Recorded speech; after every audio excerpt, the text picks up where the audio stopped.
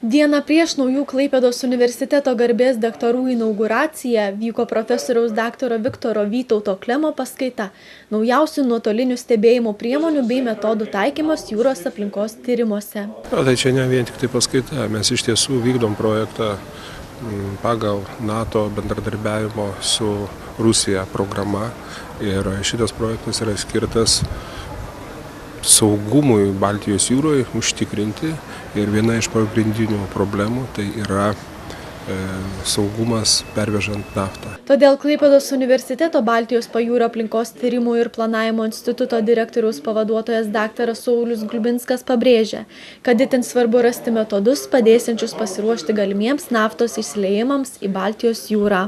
Vienas iš mūsų uždavinių yra apibendrinti metodus, kurie padėtų geriau identifikuoti taršą nafta.